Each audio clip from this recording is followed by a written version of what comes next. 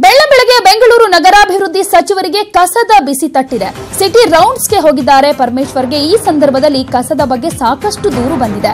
BBMP mayor ಜೊತೆ DCM visit ಕೊಟ್ಟಿದ್ದಾರೆ K R ಮಾರ್ಕೆಟ್ಗೆ. ಆಗ ವ್ಯಾಪಾರಸ್ಥರು ಸಾಕಷ್ಟು ದೂರುಗಳನ್ನ ಕೊಟ್ಟಿದ್ದಾರೆ ಡಿಸಿಎಂ ಪರಮೇಶ್ವರ್ ಅವರಿಗೆ.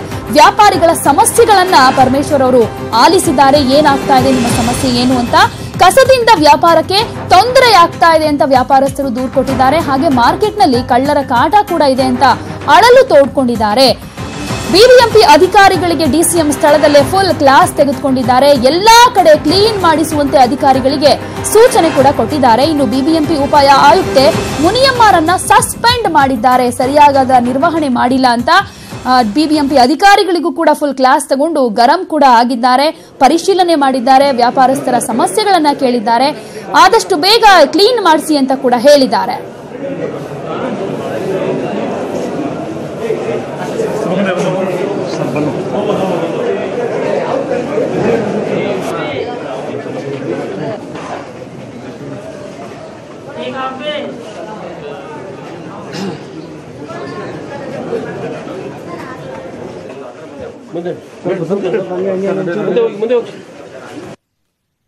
ಇಲ್ಲಿನ ಪರಿಸ್ಥಿತಿ ಬಹಳಷ್ಟು ಕೆಟ್ಟದಾಗಿದೆ.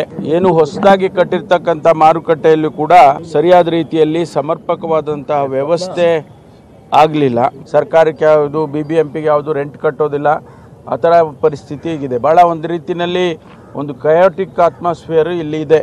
ಮುನಿಲಕ್ಷ್ಮಿ ಅವರಿಗೆ ಸಸ್ಪೆಂಡ್ ಮಾಡಿದ್ದೇನೆ ಮತ್ತು ಅವರನ್ನು ಬೇರೆ ಕಡೆ ಅವರಿಗೆ ವರ್ಗಾವಣೆ ಮಾಡಿ ಅವರು ಬೇರೆ ಅಧಿಕಾರಿಗಳು ಹಾಕ್ತೇವೆ.